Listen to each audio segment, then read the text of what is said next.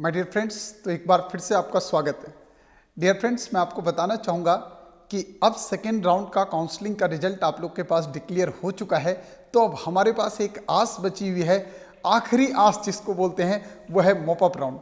Mop up round के बारे में आपको मैंने बहुत सारी बातें पहले भी बताई हैं और आज आपको कुछ और स्पेशल बातें यहाँ पे मॉपअप राउंड के बारे में बताऊँगा और ये भी बताऊँगा कि आखिर जो मैं चर्चा शुरू से करता रहा हूँ कि मॉपअप राउंड में आपको 200 नंबर पे भी कॉलेज मिलने की संभावना रहेगी, 250 नंबर पे भी आपको एमबीबीएस कॉलेज मिलने की संभावना रहेगी।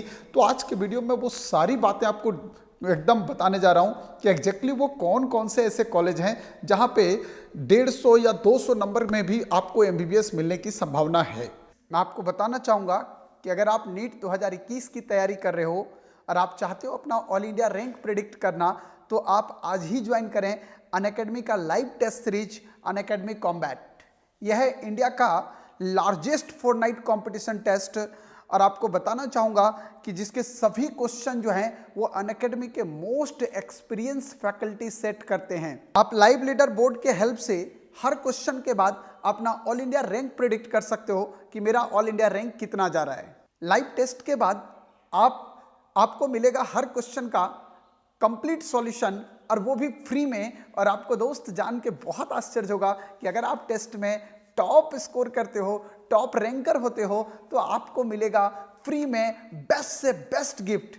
अगर आप ऑल इंडिया रैंक 1 लाते हो तो आपको मिलेगा एप्पल का मैकबुक। अगर आप ऑल इंडिया रैंक 2 लाते हो तो आपको एप्पल का आईपैड मिनी मिलेगा और अगर आप 3rd रैंक लेके आते हो ऑल इंडिया तो एप्पल का एयरपोर्ट मिलेगा। और ध्यान रहे, निराश होने की जरूरत नहीं है। अगर आप अंडर 100 रैंक तक भी लाते हो तब भी आपको 1000 रुपीज का अमेजोन का फ्री मार्केटिंग करने के लिए आपको वाउचर मिलेगा। मतलब आपके लिए बहुत सारे ऑप्शन गिफ्ट के लिए खुले हैं। तो आप आज ही ज्वाइन करें अनअकैडमी कॉम्बैट और वहां पे अपने रैंक को, ऑल इंडिया रैंक को प्रिडिक्ट करें और अपने प्रिपरेशन को फाइनल टच दें।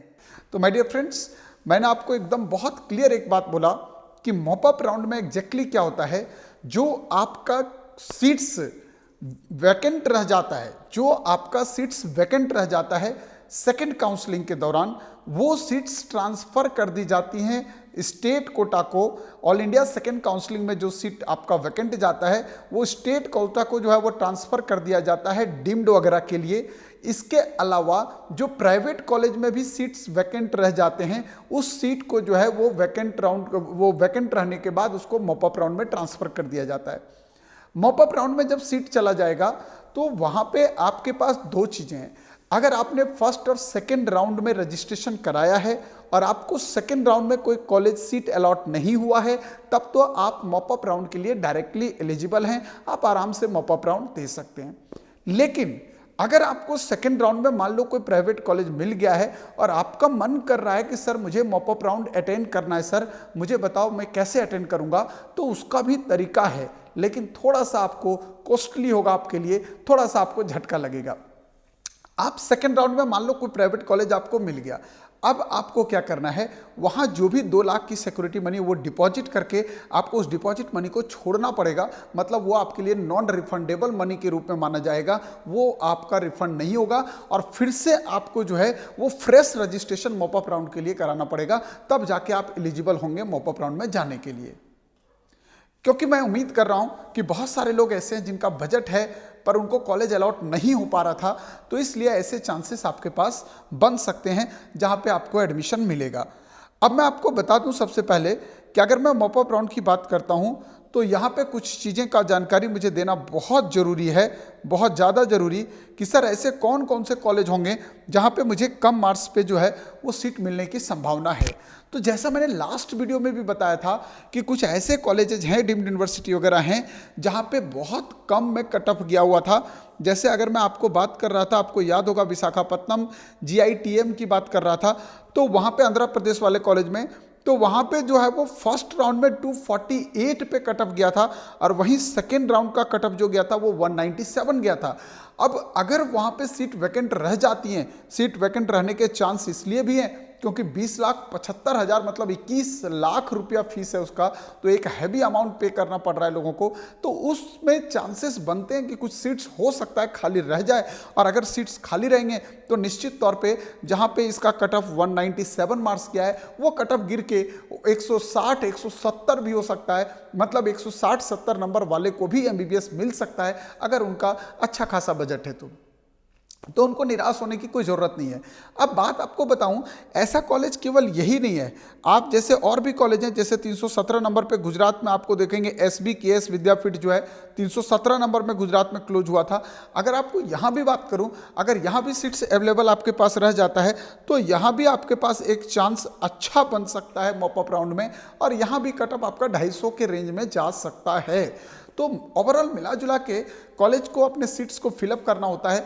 तो जो लोग पेइंग कैपेसिटी अच्छी रखते हैं वो लोग इस काउंसलिंग को अटेंड कर सकते हैं, क्योंकि आपको पता है कि गवर्नमेंट कॉलेज के लिए मॉपअप राउंड नहीं है, ये केवल डीम्ड यूनिवर्सिटी, प्राइवेट कॉलेज और सेंट्रल यूनिवर्सिटी के लिए है। तो वहाँ पे अगर सीट खाली है तब आप उसके लिए करा सकते हो, अदरवाइज गवर्नमेंट कॉलेज में ये चीज़ नहीं है। अब आपके पास एक दिमाग में आता है कि सर अगर मैं मॉपअप राउंड में जाता हूँ तो मैं यूपी का रहने वाला हूँ, मैं MP का रहने वाला हूँ, राजस्थान का रहने वाला हूँ, मैं किस किस स्टेट के लिए एलिजिबल है, किस किस स्टेट में जाके मैं करा सकता हूं। तो आपको मैं बता दूं कि आप मॉपअप राउंड के लिए पूरे इंडिया के किसी भी स्टेट में जाके आप करा सकते हो एक्सेप्ट JNK। ध्यान रखिएगा, JNK में नहीं। इस बार तो आप महाराष्ट्र में भी पार्टिसिपेट कर सकते हो, गुजरात में नहीं कर सकते। लेकिन आपको मैं बता दूं कि कुछ ऐसे स्टेट्स हैं जहां पे फर्स्ट और सेकेंड राउंड की काउंसलिंग में उसके स्टेट में आप पार्टिसिपेट नहीं कर सकते, लेकिन मॉपअप राउंड में स्पेशली जाके आप कर सकते हैं, जिसमें ये दो इंपॉर्टेंट स्टेट, एक आपके पास आता है पंजाब और दूसरा आता है राजस्थान। राजस्थान के जो और पंजाब के प्राइवेट कॉलेज हैं वहाँ फर्स्ट और सेकंड काउंसलिंग के लिए एलिजिबल नहीं होते, वहाँ के बच्चे ही एलिजिबल होते हैं। लेकिन आपको मैं बता दूं कि मॉपअप राउंड एक ऐसा राउंड है जहां पे दूसरे स्टेट के भी बच्चे एलिजिबल होते हैं। तो अगर अपने स्टेट्स के बच्चे में सीट्स खाली बच जाता है तो संभावना बन जाती है कि दूसरे स्टेट के बच्चे को वहां पे कम मार्क्स पे जो है वो एमबीबीएस मिल जाए। मतलब एक गोल्डन अपॉर्चुनिटी आपके लिए आ सकता है, बार बार बोल रहा हूं, अगर आपका बजट अच्छा है तो माय डियर फ्रेंड्स, मैं आपको बहुत इंपॉर्टेंट जानकारी दे रहा था कि मॉपअप राउंड को कैसे अटेंड करना है। अब अभी तक थोड़ी सी जानकारी जो है वो क्लियर नहीं हो पाई है कि इस बार का मॉपअप राउंड क्या उसमें फिजिकल अपीयरेंस का होना जरूरी है। लेकिन इतना जरूर है कि रजिस्ट्रेशन ऑनलाइन होगा। हो सकता है कि काउंसलिंग की प्रोसेस आपके फिजिकल अपीयरेंस के थ्रू होगा, आपको वहां पे जाना पड़ेगा जिस कॉलेज में सीट्स खाली होंगे। अब किस कॉलेज में कितने सीट्स खाली हैं इसकी जानकारी आपको रखना बहुत जरूरी है।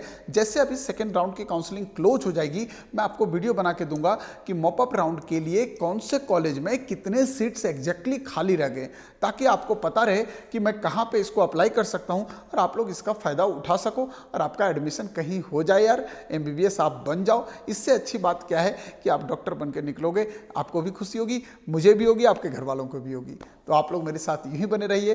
Thank you so much for watching my this video.